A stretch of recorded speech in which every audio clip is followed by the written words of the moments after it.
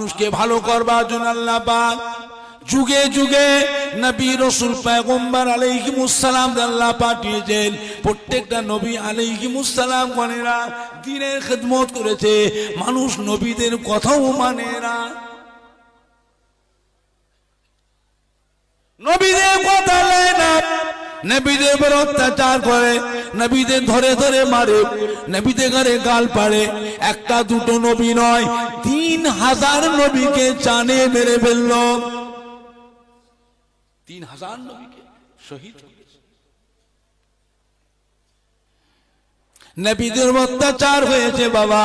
আল্লাহ নবীরা উম্মতের জন্য আল্লাহ দরবারে বদদুয়া করেছে, ও রব্বুল আলামিন আল্লাহ, এরা ভালো হবে না, এরা হেদায়েত হবে না, এরা আমার কথা নেবে না, এরা আপনাকে মানবে না, আপনি এদের উপরে গজব দিয়ে শেষ করে দেন। নবীরা উম্মতের জন্য আল্লাহর কাছে বদদুয়া করছে। আল্লাহ নবীদের দোয়া বদদুয়া আল্লাহ দরবার কবুল হবে না হবে না, কবুল করে নিয়েছে। এই মানুষকে মেরে ফেলবার জন্য আল্লাহ পাক আসমান থেকে পানি পরিবর্তে আগুন বর্ষেছেন। এই মানুষকে মেরে ফেলবার জন্য আল্লাহ পাক আসমান থেকে পানি পরিবর্তে পাথর বর্ষেছেন, বৃষ্টির মতো পাথর বর্ষেছেন। এই মানুষকে মেরে ফেলবার জন্য আল্লাহ পাক জমিনকে জিলজিলা করেছেন, ভূমিকম্প দিয়েছেন, ধসিয়ে দিয়েছেন, জমিনকে ধরে উল্টে দিয়েছেন। হযরত লূত আলাইহিস সালামের জামানায় এই মানুষকে মেরে ফেলবার জন্য আসমানের দরওয়াজা খুলে দিয়ে পানিগুলো নিচে নামিয়ে দিয়েছেন, জমিনের দরওয়াজা খুলে দিয়ে নিচের পানিগুলো আল্লাহ উপরে তুলে দিয়েছেন। দুটো পানি আল্লাহ এক করে সারা পৃথিবীতে আল্লাহ প্লাবন দিয়ে প্লাবিত করে 40 দিন আল্লাহ ডুবিয়ে রেখেছিলেন পানির নিচয়। কথা কোনো মিথ্যা বলছি না, সত্য।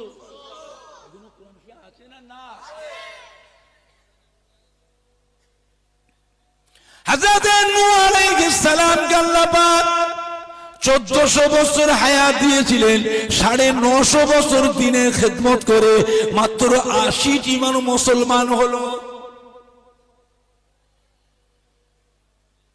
হযরত মূসা আলাইহিস সালামকে আল্লাহ 250 বছর হায়াত দিয়েছিলেন, 250 বছর খিদমত করে মাত্র 12টা মানুষ মুসলমান হলো।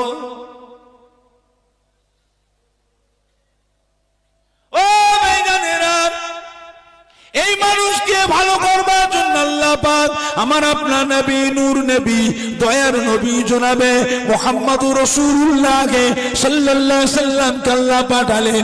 মক্কা নগর আল্লাহ জন্মগ্রহণ করালেন। আল্লাহ পাক আমাদের নবীকে 63 বছর হায়াত দিয়েছিলেন। 63 বছর হায়াত দিলেন। 40 বছর বয়সে দ্বীনের খিদমতের দায়িত্ব দিলেন। 40 বছর 63 থেকে বাদ দিলে কত থাকে? 23 বছরের খিদমতে আল্লাহ নবীকে আল্লাহ পাক 23 বছর খিদমতের দায়িত্ব দিলেন। মক্কি আর মাদানী 10 বছর আর 13 বছর, এই 23 বছরের খিদমতে আমার নবী পাকের নূরে হাত ধরে মানুষ ঈমানের কলমা পড়ে মুসলমান হয়েছিলেন।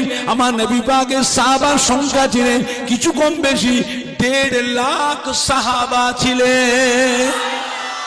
জোরে বলবেন না? আর জোরে বলা যাবে না?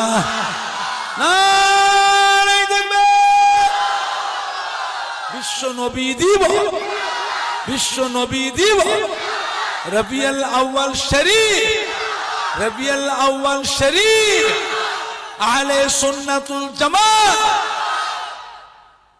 চিন্তা করে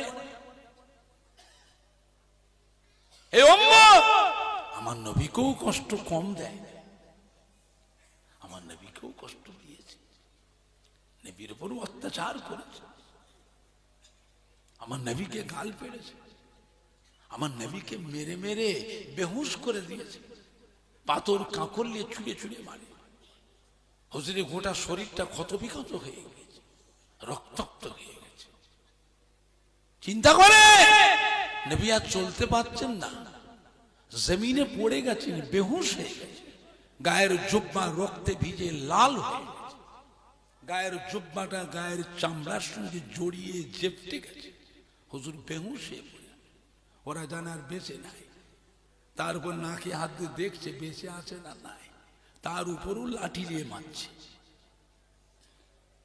নাকে হাতে দেখছে বেঁচে আছে না নাই, তার উপরে লাঠি নিয়ে মারছে। যখন দেখেছে আর লড়ে না, নিয়ে যে মরুভূমিতে শুইয়ে দিয়ে চলে গেছে। ওরা জানে বেঁচে নেই, কিন্তু আল্লাহ পাক রব্বুল আলামিন তার অপার ক্ষমতা অসীম কুদরাতে ওই অবস্থার ভিতরে আল্লাহ পাক আমাদের নবীকে জীবিত রেখেছিল। ওরা জানে না, ওরা জানে না।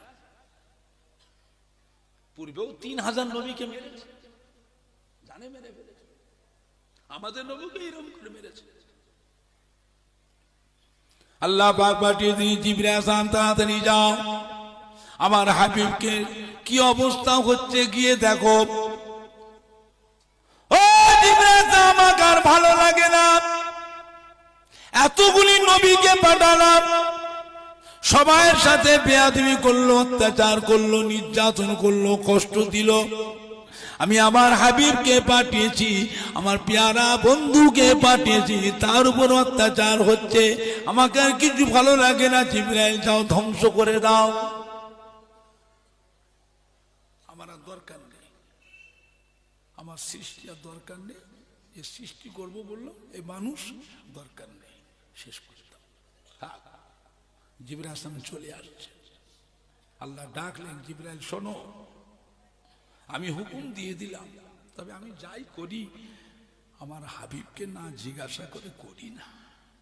ছেড়ে বলবেন না, যাও আমার বন্ধুকে জিজ্ঞেস করো, আমার কথাটা যে বন্ধুকে বলো, আমি হুকুম দিয়ে দিলাম, আমার বন্ধুকে পেয়ারার দোস্তকে জিজ্ঞেস করো, বন্ধু যা বলবে তাই। জিবরাইল আসলাম চলে এলেন, পাহাড়ের বড় ফেরেশতাকে সাথে করে নিয়ে আসলেন।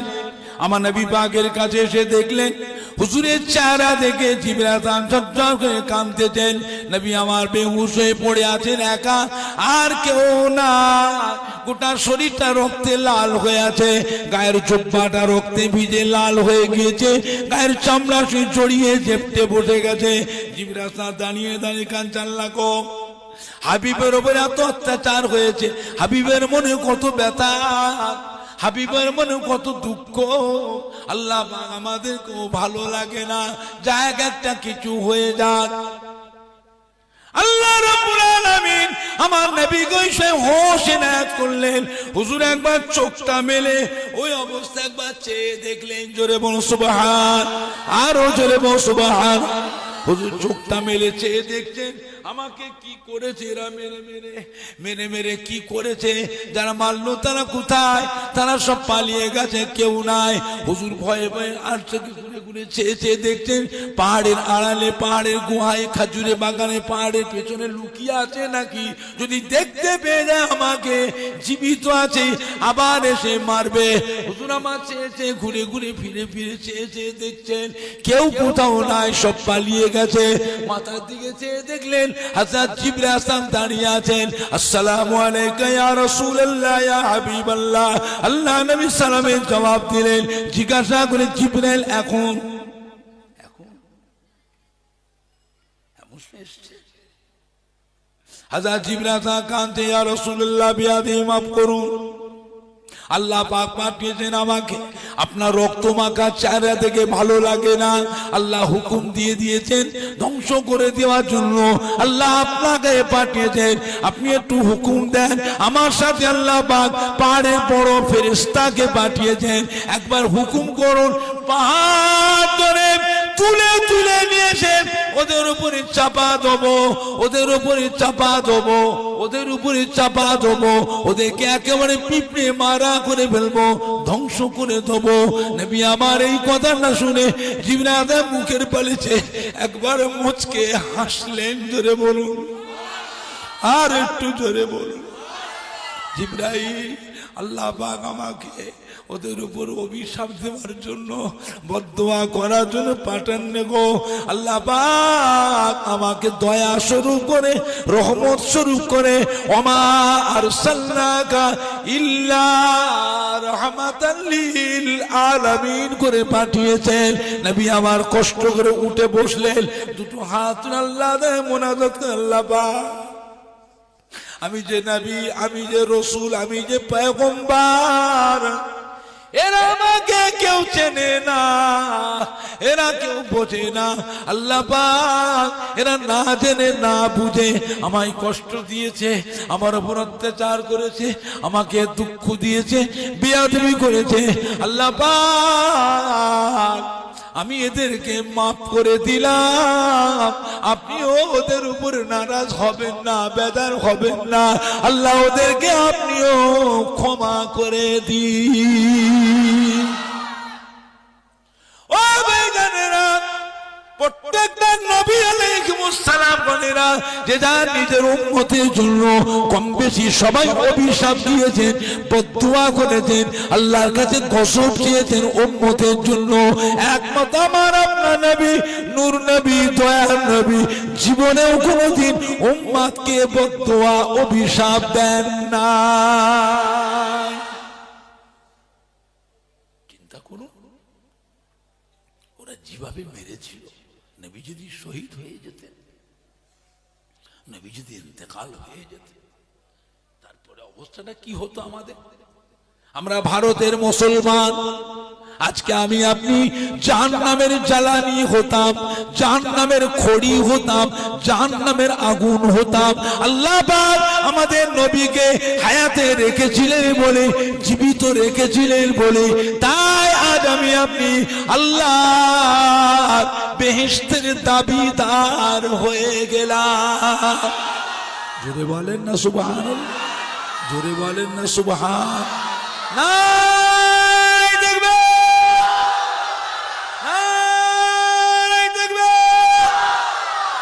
বিশ্ব নবী দিবস, বিশ্ব নবী দিবস রবিউল আউয়াল শরীফ, রবিউল আউয়াল শরীফ।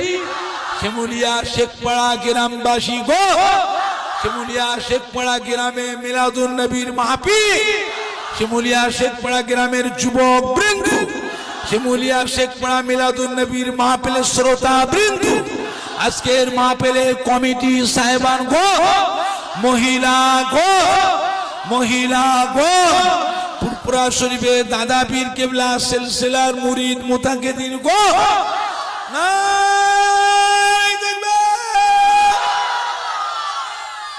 চিন্তা করে আমার ভাইজানরা, বাপজানেরা, যুবকেরা, ছেলেরা, বাচ্চারা, মায়েরা, বোনেরা, বেটিরা নবীকে কম কষ্ট দেয়নি।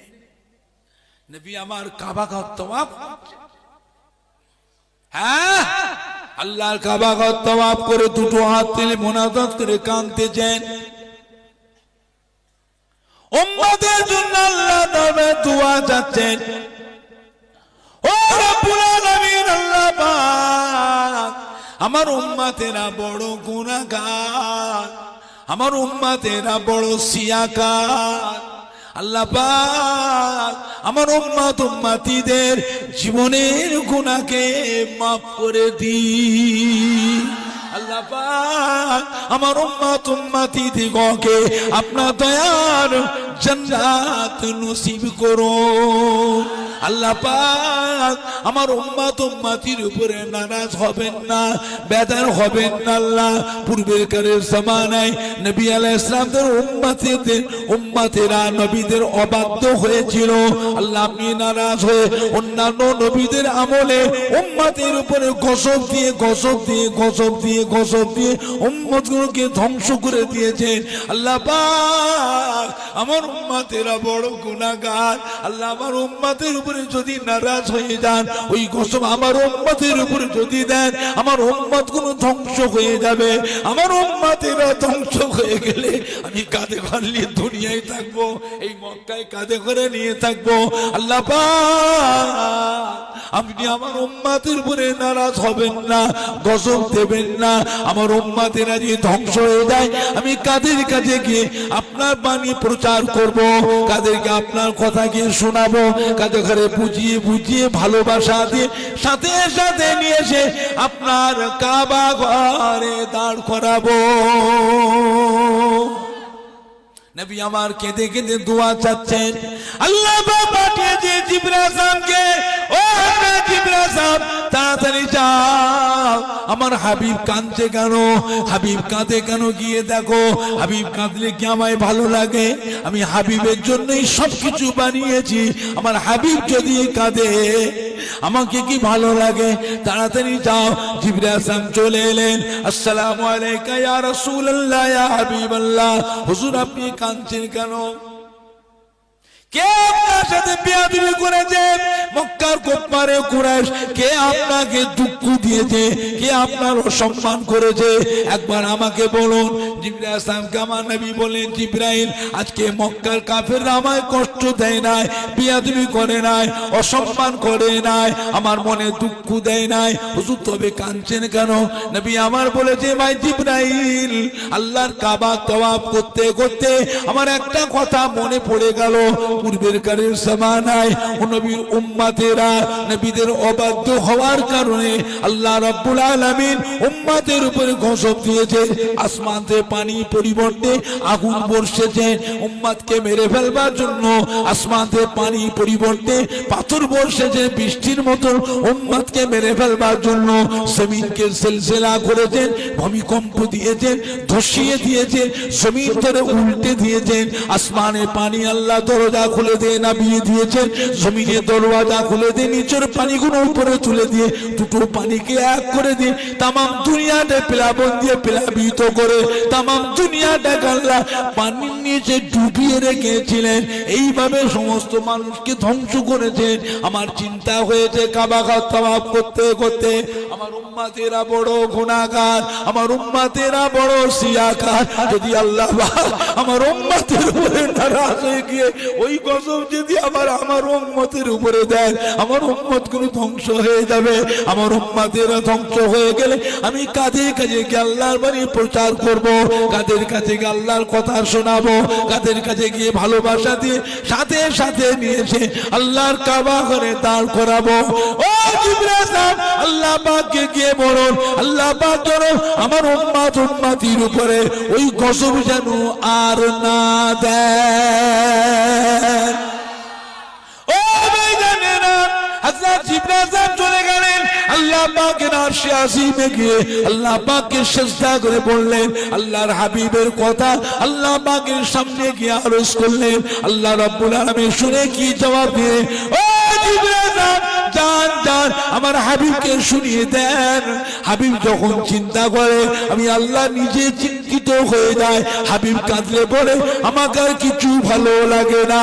আমার হাবিব চিন্তিত হলে আমি আল্লাহ নিজে চিন্তিত হয়ে যায়। আমার হাবিব চিন্তা করলে আমি নিজে চিন্তিত হয়ে যায়। হাবিবকে কি কথা বলবো, কোন কথা বললে হাবিব খুশি হবে, আমার বন্ধু আমার উপরে খুশি হবে, কোন কথা বললে আমার হাবিব সন্তুষ্ট হবে, আমি আল্লাহ নিজে চিন্তিত হয়ে যায়।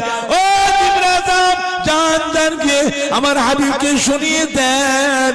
সারা বিশ্বের ভিতরে তামাম পৃথিবীর মধ্যে আমার হাবিবের একটা উম্মত যদি বেঁচে থাকে, আমি আল্লাহকে ডাকবার মতো আল্লাহ আল্লাহ আল্লাহ আল্লাহ আল্লাহ আল্লাহ আল্লাহ আল্লাহ লা ইলাহা ইল্লাল্লাহ লা ইলাহা ইল্লাল্লাহ লা ইলাহা ইল্লাল্লাহ লা ইলাহা ইল্লাল্লাহ লা ইলাহা ইল্লাল্লাহ লা ইলাহা ইল্লাল্লাহ লা ইলাহা ইল্লাল্লাহ লা ইলাহা ইল্লাল্লাহ লা ইলাহা ইল্লাল্লাহ লা ইলাহা ইল্লাল্লাহ মুহাম্মাদুর রাসূলুল্লাহ। ও জিবরাইল জান জানকে আমার হাবিবকে শুনিয়ে দেন, আমি আল্লাহ পাক আমার হাবিবের ওই উম্মতটার সামনেও দুনিয়াকে ধ্বংস করব না। জোরে বললেন না? আজ জোরে বলা যাবে না। দেখবে দেখবে বিশ্ব নবী দিব, বিশ্ব নবী দিব। রবিউল আউয়াল শরীফ, রবিউল আউয়াল শরীফ আহলে সুন্নাতুল জামাত, আহলে সুন্নাতুল জামাত পুরপুরা শরীফে দাদা পীর কিবলা সিলসিলার মুরিদ মুতাকিদিন গো, পুরপুরা শরীফে দাদা পীর কিবলা সিলসিলার মুরিদ মুতাকিদিন গো। নাই দেখবে আমার দিনদার ইমানদার ভাইরা, নেককার আল্লাহ ওয়ালা ভাই, এমন একটা নবীর উম্মত আল্লাহ পাক আপনাকে আমাকে করেছে। সেই নবীর উপরে মুহাব্বত, যেমন নবীকে ভালোবাসবেন তেমন নিয়ামত পাবেন। নবীকে যেমন ভালোবাসবেন তেমন নিয়ামত পাবেন। আবু জেহেল আমার নবীকে বলেছিল, ও হযরতে মুহাম্মদ, আমি আপনাকে দেখছি কালো, কুসি কালো। হ্যাঁ, আমাদের নবী কালো ছিল? আমাদের নবী কালো ছিলেন? আমরা কালো নবীর উম্মত। এই কাফেরটা বলেছিল, ওই জায়গায় বসেছিলেন, আবু বকর সিদ্দিক দাঁড়িয়ে বললেন, ইয়া রাসূলুল্লাহ, ইয়া হাবিবাল্লাহ, আমি আবু বকর সিদ্দিক আপনাকে নূর দেখছি। জোরে বলবেন না? আল্লাহ নবী কি বললেন? চাচা আবু জেহেল ঠিক দেখেছে, বাবা আবু বকর সিদ্দিক আপনিও ঠিক দেখেছে। দুজন কি ঠিক বললেন? দুজন দুরকম বললো, দুটো ঠিক কি করে হয়? একটা ঠিক হবে, একটা বেঠিক হবে। নবী দুজন কি বললেন? ঠিক দেখেছে। ডাকলেন, চাচা আবু জেহেল, আপনি হলেন কাফের, কুফর জুলমাত। জুলমাত মানে অন্ধকার। আপনার কালোর ভিতর দিয়ে, আপনার কালোর ভিতর দিয়ে আমি রাসূলুল্লাহকে কালো দেখেছে। বাবা আবু বকর সিদ্দিক, আপনার মধ্যে আছে ইমানের নূর, ইমানের নূরের ভিতর দিয়ে আমি রাসূলুল্লাহকে নূর দেখেছে। জোরে বলবেন না? নারাই দেখবে, নারাই দেখবে। নবীকে যেমন ভালোবাসবেন তেমন নিয়ামত পাবেন। এটা আখিরি জামানা, এটা আখিরি জামানা। নামাজ পড়ো, রোজা করো, তাসবিহ পড়ো, জিকির করো, আমল করো, বেশি করো, কম করো, যাই করো, নবীকে মেনে করা লাগবে। কথাটা ঠিক না ভুল? নামাজ পড়ার নাম ঈমান নয়, রোজা রাখার নাম ঈমান নয়, হজ করার নাম ঈমান নয়। নবীকে মানার নামটা হলো ঈমান, নবীকে মানার নামটা হলো ইসলাম। একটা লোক যে নামাজ না পড়ে মরে যায়, কেউ জাহান্নামী বলতে পারবে? কাফের বলতে পারবে? বলার ক্ষমতা আছে? বেঈমান বলতে পারবে? এর কথা কি বলা হয়েছে? আল্লাহ পাকের মর্জি মুবারক। এই ক্ষমতা আল্লাহ কোন আলেম মুফতিকে আল্লাহ দেন, আল্লাহ নিজের কাছে রেখে দিয়েছে। আমার ইচ্ছা, আমার মর্জি, আমি অন্তর দেখে, কলব দেখে, হৃদয় দেখে বিচার করব। জোরে বলবেন না? হৃদয় দেখে বিচার। আমি ইচ্ছা করলে সাজা দিতে পারি, ইচ্ছা করলে নাজাত দিতে পারি। যদি সাজা দিই, একদিন না একদিন আমি আল্লাহ এদেরকেও নাজাত দিয়ে দেবো। চির জাহান্নামী নয়, নাজাত। আজকে নবীকে না মানে ও জাহান্নামে গেলে 50,000 বছর পরেও কি নাজাত পাবে? পাবে। চিরকালই জাহান্নামে পড়ে থাকবে, চিরকালই জাহান্নামে পড়ে থাকবে। ওর কপালে নাজাত নাই। খুব সাবধান, খুব সাবধান। এটা আখিরি জামানা। কিয়ামতের কঠিন হাসরের দিনে লক্ষ লক্ষ উম্মত কানতে কানতে ছুটবে, ছুটে ছুটে গিয়ে আদি পিতা হযরত আদম আলাইহিস সালামের কাছে গিয়ে দাঁড়াবে। ও আমাদের বাবা, ও আমাদের বাপ, আমাদের আদি পিতা, আমরা আটকে গেছি, আজকে আল্লাহ দরবারে ধরা পড়ে গেছি, আপনি আমাদেরকে বাঁচান, আমাদেরকে বাঁচান, বাঁচান, আমাদের জন্য আল্লাহ পাকের দরবারে একটু সুপারিশ করুন। হযরত আদম আলাইহিস সালাম বলেন, বাবা আমি পারবো না, আমার দ্বারাই হবে না বাবা, আমি নিজের চিন্তায় নিজে চিন্তিত হয়ে আছি, আমি আল্লাহ পাকের মানাহি গাছের ফল খেয়েছি, আল্লাহ মানা করেছে গন্ধামের ফল খাবেন না। শয়তান ইবলিসের ধোঁকায় পড়ে আমি গন্ধামের ফল খেয়ে ফেলেছিলাম, আল্লাহ পাক আমাকে সেই বেহেশত থেকে বের করে দিলেন দুনিয়ায়, আমি সেই চিন্তায় চিন্তিত হয়ে আছি, আমি তোমাদের জন্য আল্লাহর কাছে কিছু করতে পারবো না বাবা, তোমরা আমার কাছে যাও। নূহ আলাইহিস সালাম যাবে, নূহ আলাইহিস সালামকে গিয়ে কাঁদবে, হুজুর আপনি আমাদের জন্য আল্লাহ পাকের দরবারে দোয়া চান, আমাদেরকে একটু বাঁচান। হযরত নূহ আলাইহিস সালাম বলে, আমি পারবো না বাবা, আমি আল্লাহর নামে লজ্জিত আছি। আল্লাহ যখন প্লাবন দিলেন, আমি কিস্তিতে ভাসছিলাম, আমার ছেলে নূহ, আমার ছেলে কিনান ওই তুফানে ডুবে যাচ্ছে, ডুবছে উঠছে, পানি খাচ্ছে, ডুবছে ভাসছে, ডুবছে ভাসছে, আমি আল্লাহর কাছে বলে, আল্লাহ আমার হাল, আল্লাহ কি বললে, লাইসা মিন হালি, সে তোমাকে নবী বলে মানে না, আমি আল্লাহ, আমাকে আল্লাহ বলে তুমি বলছো, পরিচয় দিচ্ছ আমার সন্তান, আমার হাল, খবরদার। আর একবার যদি ছেলের জন্য আমার কাছে সুপারিশ করে, আমি আল্লাহ পাক আপনার নামটা নবুয়তের দপ্তর থেকে কেটে বাদ দিয়ে দেব।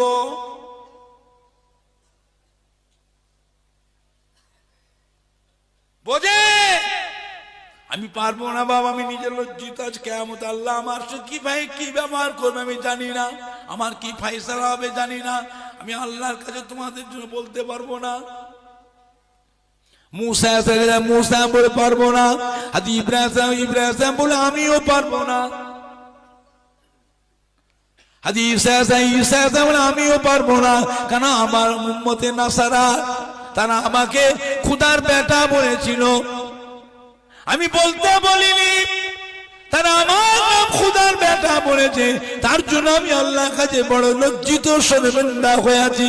এত বড় জঘন্য কথা আমার নাম দিয়ে বলেছে, এত বড় কঠিন কথা আমার নাম দিয়ে বলেছে, তাই আমি আল্লাহ দরবারে বড় লজ্জিত শর্মিন্দা হয়ে আছি, আমি তোমাদের জন্য কিছু করতে পারবো না বাবা, তোমরা আমার কাছে যাও।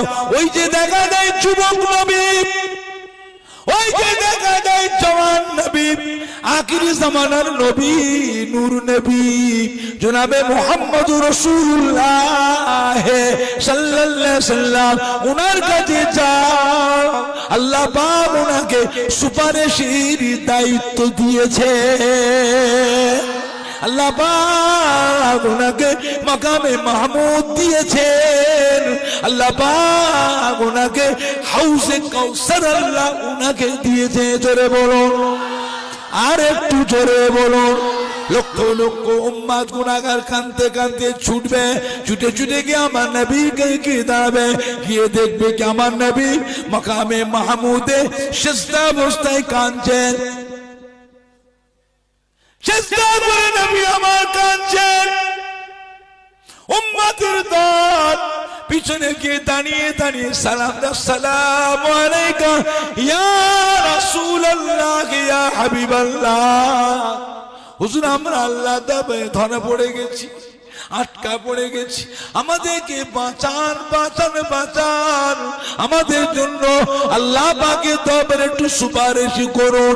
আমার নবী ইসমাঈল বলে, বাবা কেঁদো না, বাবা আমার কাছে এসো, আমার কাছে এসো, আল্লাহ পাক আমাকে আজকে সুপারিশের দায়িত্ব আমাকে দিয়েছে, আল্লাহ পাক আমাকে হাউজে কাউসার মালিক আল্লাহ আমাকে করেছে, আল্লাহ পাক আমাকে মাকামে মাহমুদ দিয়ে সম্মানিত করেছে।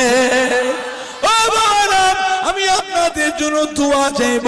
নবী আমার দুটো হাত তুলে আল্লাহ পাকের সিজদা করে মাকামে মাহমুদে সিজদা করে দুটো হাত তুলে দোয়া চাইবে, আল্লাহ পাক আমার নবী সুপারিশে ফিরাবেন না, আমার নবীকে আল্লাহ লজ্জিত শর্মিন্দা করবেন না, হুজুরের সুপারিশকে আল্লাহ কবুল করে গুনাহগার উম্মত উম্মতির আল্লাহ নাজাত দিয়ে দেবে। জোরে বলেন না সুবহান, জোরে বলেন না সুবহানাল্লাহ। নাই দেখবে, নাই দেখবে। সিদ্দিক ইন্তেকালের পর হযরত ওমর ফারুক হলেন মদিনা নববীর ইমাম, হযরত ওমর ফারুক হলেন খলিফা। হযরত ওমর ফারুক আল্লাহ নবীর ইমামতি জায়গায় তিনিও তারাবি নামাজ ইমামতি করলেন, 20 রাকাত তারাবি নামাজ পড়লেন। সমস্ত সাহাবায়ে কেরামেরা মদিনার মসজিদ নববীর মুসল্লিরা হযরত ওমর ফারুকের পিছনে 20 রাকাত তারাবি নামাজ পড়লেন। যদি আল্লাহ নবী মদিনার আল্লাহ নবী যদি 8 রাকাত তারাবি পড়তেন, 12 রাকাত তারাবি নামাজ পড়াতেন, কোন সাহাবাকে আল্লাহর নবীর সাহাবায়ে কেরামেরা মদিনার মসজিদ নববী হিসেবে মুসল্লিরা হযরত ওমর ফারুকের পিছনে 20 রাকাত তারাবি নামাজ কি পড়তেন? কেউ মেনে নিত? আখিরি জামানা কে মানে না মানে আমরা বুঝি না। আমরা আহলে সুন্নাতুল জামাতের মানুষ যারা আল্লাহর নবী সাহাবায়ে কেরামরা আল্লাহর ওলি আউলিয়া কেরামরা যে ইসলাম রেখে গেছে, যে তরিকা রেখে গেছে, আমরা সেই তরিকার উপরে বিশ্বাসী, সেই তরিকা মেনে চলবো। অন্য কারোর আইন কারোর মসলা আমরা মানি না। কথা ঠিক না ভুল বললাম কথাটা? এটা আখিরি জামানা। এই মাটিতে যা লাগবে নিজেকে নবী বলে প্রতিষ্ঠিত হবে, আমরা নবী বলে মানবো? কথা বলে না। মানবে? মানাতে গেলে কি করতে হবে? তো পরিবেশ তৈরি করতে হবে। তার পরিবেশ তৈরি নামাজে মোনাজাত করে লা ইলাহা ইল্লাল্লাহ, লা ইলাহা ইল্লাল্লাহ মুহাম্মাদুর, কথা বলে মুহাম্মাদুর রাসূলুল্লাহ, ওইটা আর বলে না। নামাজে সব বড় বড় দোয়া পড়ছে, অনেক দোয়া পড়ে মোনাজাত, সব দোয়া পড়ে, কোনো অসুবিধা নেই, কিন্তু মোনাজাত শেষ কাছে বেরাহমাতিকা ইয়া আরহামার রাহিমিন, বেরাহমাতিকা ইয়া আরহামার, কার নামটা বাদ দিল? কথা বলে না। কি হচ্ছে? এই পরিবেশ তৈরি হচ্ছে। এবার বলে আমরা ওই ইমামদের পিছনে ওই আলেমদের পিছনে ঘুরে আমরা 10 বছর পরে মরে যাব। আমাদের কচি কচি বাচ্চাগুলো ওরা আমাদের নবীর নামটা জানবে? কথা বলে না। এই কচি বাচ্চাগুলো আমাদের নবীর নামটা জানবে? আমরা মরে যাব, ওই বাচ্চাগুলো বড় হবে, ওই বাচ্চাদের দ্বারা আপনাদের প্রত্যেকের বাড়ি বাড়িতে দাজ্জাল নবী বলে ঢুকে যাবে। কথা বুঝাতে পারছি না? পারছি। দাজ্জাল আমাদেরই রক্ত, আমাদের কলিজার খুন, ওই বাচ্চাগুলো বড় হবে, যুবক হবে, বড় হবে, ওদের দ্বারা আমাদের প্রত্যেকের বাড়ি বাড়িতে দাজ্জাল নবী বলে প্রতিষ্ঠিত হয়ে যাবে। জোরে বলুন আস্তাগফিরুল্লাহ রাব্বি। আখিরি জামানা এটা। দুনিয়া এখন শুরুতে না শেষের দিকে? কথা বলেন। ভালোর দিকে না খারাপের দিকে? এরপরে একটু ভালো হবে না আরো খারাপ হবে? সাবধান। চিরকাল দুনিয়াতে থাকার জন্য আল্লাহ কাউকে পাঠান না। মরণ একদিন হবে। আজ বলেন 20 বছর পরে বলেন মরণ একদিন হবে। মরার আগে চিন্তা করুন কি মরবো। এমন জায়গা যে গিয়েছে আর ফেরে না, যাকে আল্লাহ ডাকবেন জনমের মতো ডেকে নেবেন, কিয়ামত পর্যন্ত দুনিয়াতে উকিটাও মারতে আল্লাহ পাঠাবেন না। মরার আগে চিন্তা করুন কি নিয়ে যাব। আমাদের সাথে যাবে কি? যাবে আমাদের ঈমান। জোরে বলুন ইনশাআল্লাহ। আর আমাদের সাথে যাবে আমাদের নেক আমাল। জোরে বলুন আল্লাহুম্মা আমিন। আল্লাহ আপনাকে আমাকে ঈমান আমাল উপর কায়েম রাখুন, ঈমান আমালের সঙ্গে আল্লাহ মরণ নসিব করুন। আল্লাহ আমাদেরকে খাতিমা বিল খায়র নসিব করুন। আল্লাহ আমাদের সকলকে আখিরাতে নাজাত দেন। জোরে বলুন আল্লাহুম্মা আমিন। আমার ভাইজানরা, বাপ জানে, ওয়াজ শুনবার অভাব, কত ওয়াজ শুনলে কি হবে? মানুষ যেন আস্তে আস্তে কিরকম হয়ে যাচ্ছে, মানুষ আস্তে আস্তে কিরকম হয়ে যাচ্ছে। এত বালা মুসিবত গজব আল্লাহ পাক দিচ্ছে। এই করোনা ভাইরাস করে করে লক্ষ লক্ষ মানুষ মরেছে না মরেনি? তারপরেও কি মানুষের মধ্যে পরিবর্তন এসেছে? ওয়াজ শোনার অভাব, শুনলে কি হবে? নামাজের সময় একটু মসজিদে গিয়ে দেখে আসবে, সে এক কাতার, কোন মসজিদে পৌনে এক কাতার, কোন মসজিদে আবার আধ কাতার। আর ফজরের নামাজে তো দুজন তিনজন। মিথ্যে বলছি না সত্য বলছি? ফজরের নামাজে দুজন তিনজন চারজন, কোন কোন মসজিদে খালি ইমাম একা, ইমাম আর মুয়াজ্জিন। জুমার দিনটা আসলে মসজিদ একটু ভর্তি হয়, মাশাআল্লাহ, দেখলে মনটা খুশি হয়। অনেক মুসল্লি, ছেলে, যুবক, মুরব্বী, আধ বয়সী, মসজিদ ভর্তি মুসল্লি। দেখলে মনটা খুশি হয় যে অনেক মুসল্লি। আমি লক্ষ্য করেছি শহরে, টাউনে বড় বড় মসজিদ, দুতলা তিনতলা মসজিদ, একেবারে উপর থেকে নিচে পর্যন্ত ফুল প্যাকটা। একটা মুসল্লি জায়গা আবার মসজিদে থাকে না। এরপরেও বহু মুসল্লি এসে রাস্তায় ধুলোতে দাঁড়িয়ে থাকে। এদের আর মসজিদে জায়গা নেই। এরা লক্ষ্য রাখে ইমামকে। ইমাম যখন ইমামতির প্রস্তুতি নেয়, এরা তখন পড়ে যায় ফাপড়ে, এই কোথা নামাজ পড়বি রে, মসজিদে তো জায়গা নেই, কোথায় পড়বি? এই ধুলোই পড়বো। তাড়াতাড়ি ছোট বাড়ি থেকে সব নিয়ে আয়, যাই নামাজ নিয়ে আয়। মানুষ ছুটে ছুটে বাড়ি থেকে যাই নামাজ নিয়েছে। মানুষ ধুলোর উপরেও যাই নামাজটা বিছিয়ে মানুষ জুম্মার নামাজটা আদায় করে না করে নে, একটু হা না কিছু বলে। এইবারে লক্ষ্য করুন ইমামকে। ইমাম যখন সালাম ফেরে, এখন মসজিদে জুম্মার নামাজে যেমন মুসল্লি ভিড় ছিল, সেই ভিড়টা থাকে না ফাঁকা ফাঁকা হয়ে যায়? কথা বলেন, হুড় করে পালায়, সর্বনাশ। এই জন্য পালাচ্ছে এরা মসজিদ ছেড়ে। ওদের পালাবার দৃশ্যটা চেয়ে দেখবেন, মনে হবে যেন কি না এরা বিপদে পড়েছিল। বাপরে বাপ, এমন ভাবে যাচ্ছে, কার জুতো যে কে যে পায়ে দেয়। কত মুসল্লি জুতোও পাল্টি হয়ে যায়। কথা মিথ্যে বলছে না ভুল সত্যি বলছি। আপনি 2 রাকাত নামাজ পড়ে পালালেন।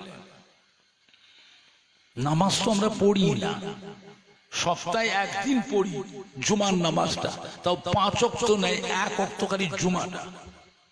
আপনি 2 রাকাত পড়ে পালালেন।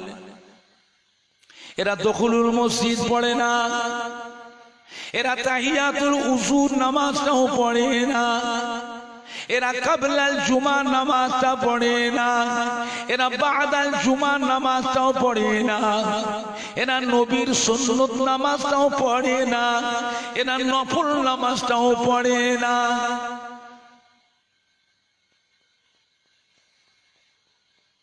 দুরেকাত নামাজ পড়ে পালালে নামাজ আপনার হলো হলো।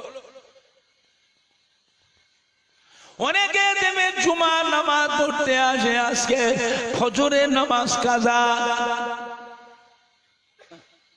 ফজরের নামাজ কাজা করে জুমা পড়তে এসেছেন। জুম্মার নামাজটা কি আপনার হবে? হবে? কথা বলে না হবে? মশলা জানো? হবে না। যখন আসলেন কেন? মসজিদে ঢুকলেন কেন? নামাজ তো হবে না। তারপরও আপনি মসজিদে এসেছেন কেন? লোকে জানবে আমি একটা নামাজি, লোকে জানবে আমি একটা নামাজি, লোকে জানলে হবে তো? জুম্মা নামাজটা হলো সমস্ত নবীদের নামাজ, ফজরের নামাজটা হলো আমাদের নবী নূর নবী আখিরি জামানার নবীর নামাজ। সব নবীটা আদায় করলে, আর আমরা যে নবীর উম্মত সেই নবীর নামাজটা বাদ দিয়ে চলে গেলাম।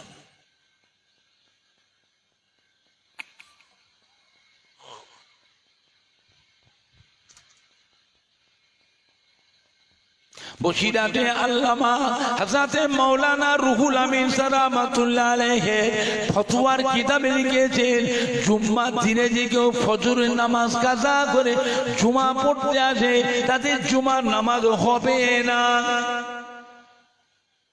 জুমার নামাজ পড়তে গেলে জুম্মার নামাজের আগে আজকের যে ফজরের নামাজটা কাজা করে এসেছেন, ওই ফজরের কাজা নামাজটা আপনাকে আগে আদায় করতে হবে, তারপরে জুমা পড়বেন, জুমা হবে।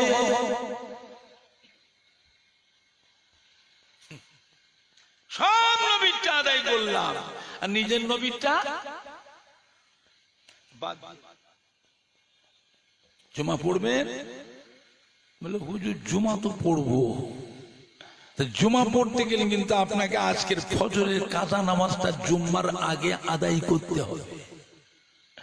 কথাটা মনে থাকবে? আপনাদের রাগ হচ্ছে নাকি? তাহলে বলবুনি, তাহলে খারাপ লাগছে আপনাদের, যা মন যে করু মুরুখকে চাকরি নাকি বলবো? ভুল মানুষের হয় না, হয়নি, জেনে না অজেনে তার সংশোধন আছে না নাই, দুনিয়ায় না কবরে। ভুল মানুষের হয় না, হয়নি, মাফ করবার মালিক কে? দুনিয়ায় না কবরে?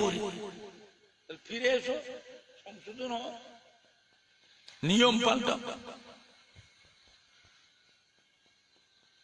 বলে হুজুর লজ্জা লাগে, অত মুসল্লির মাঝে আমি কি করে ফজরে কাজা নামাজটা কি করে পড়ি, লোকেই বা কি ভাববে, কি মনে করবে? মনে করা করে কি আছে? আমি বান্দা, আমার আল্লাহ হলেন মৌলা, আমি গোলাম, তিনি আমাদের মনিব, তিনি আমাদের মালিক, তিনি আমাদের রব্বুল আলামিন।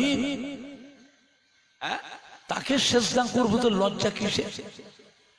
তারপরেও কথা আছে, আমরা যে নামাজটা পড়ি নামাজের নিয়তটা মনে মনে করি না, চিল্লে চিল্লে জোরে জোরে আওয়াজ করে করে করি? কথা বলে না। কোন মুসল্লি জানতে পারবে যে লোকটা কিসের নামাজ পড়ছে?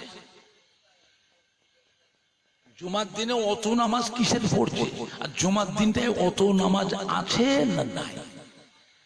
দখলুল মসজিদের নামাজ, তাহিয়াতুল উজুর নামাজ, কাবলাল জুমার নামাজ, বাদাল জুমার নামাজ, সুন্নত নামাজ, নফল নামাজ, জুম্মার দিনে অত নামাজ আছে না? এগুলো আমি নিজে বেরিয়ে বেরিয়ে বলছি। আপনি 2 রাকাত পড়ে পালালে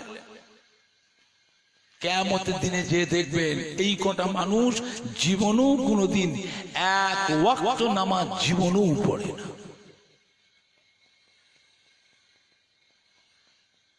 জুমা পড়তে এসেছে, ফজরের নামাজ কাদা, জুমা পড়েছে, সালাম ফিরে মোনাজাত করে ঘর চলে গেছে, আখিরি জোহরের নামাজ বাদ দিয়ে চলে গেছে।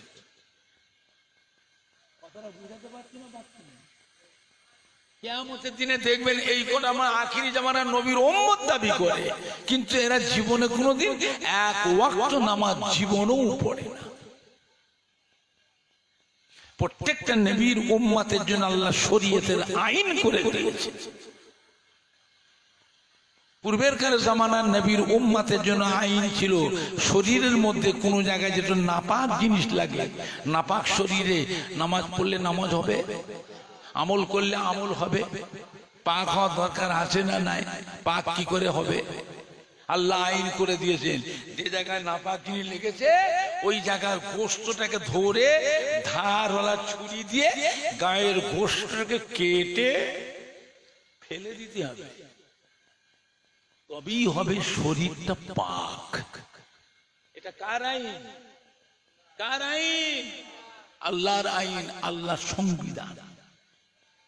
মানবেন মানবেন, না মানবেন কিয়ামতের দিন আল্লাহর কাছে গিয়ে বোঝাপড়া করবেন।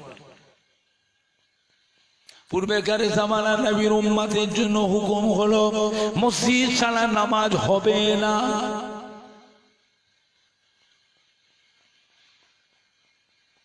মসজিদে বারাসাতে হয়, মসজিদে গোমা খাবড়ায় হয়, মসজিদে রাজার ঘাটে হয়।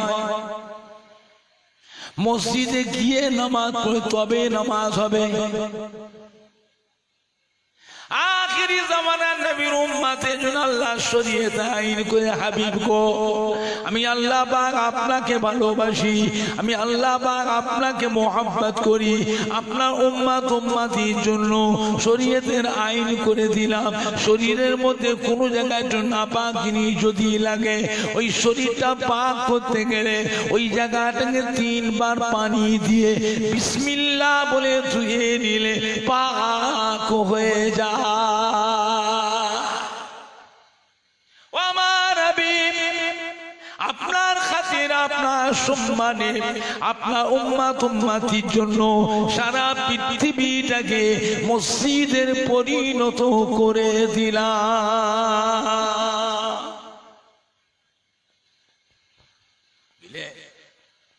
আমার ভাইজান না, বাপ জানেরা, যুবক, মরতে একদিন হবে না হবে না। আল্লাহর দরবারে একদিন আমাদের এই মুখ দেখাতে হবে না। খালি হাতে কথা বলে না, খালি হাতে বেরো। 60 বছর, 70 বছর, 50 বছর দুনিয়াতে সুখ ভোগ করে নি, এখন খালি হাতে এসছিস? বেরো, দূর হয়ে যা। আর যদি কিছুও থাকে, যদি কিছুও থাকে, আল্লাহর দরবারে কাঁদার সুযোগটাও পাওয়া যাবে না, যাবে না। আল্লাহ আমরা পারিনি, আমরা দুনিয়াদার মানুষ, চাষি ভুষি মানুষ, সংসারী মানুষ। আল্লাহ আমার পাপী বান্দা, পারিনি। আল্লাহ এইটুকু করেছি, আল্লাহ যদি দয়া করে কবুল করে তবেই নাজাত পাবো। দয়া যদি না করে আমাদের কপালে জাহান্নাম। আল্লাহ গো আমাদের শরীরে আপনার জাহান্নামের আযাব আমি সহ্য করতে পারবো না। আল্লাহ আপনার দয়া ছাড়া, আপনার রহমত ছাড়া আমাদের বাঁচার কোনো রাস্তা নাই। বান্দা যখন আল্লাহ তবে কেঁদে পড়ে, নাকটা কপালটা টেকে সিজদা করে, 2 হাত তুলে চোখের পানি ফেলে কেঁদে কেঁদে ক্ষমা চায়, কেঁদে কেঁদে মাপ চায়, আল্লাহ রাব্বুল আলামিন বান্দা বান্দির জীবনের পাহাড় পাহাড় গুনাহগুলিকে মাফ করে দেয়। বান্দার উপর আল্লাহর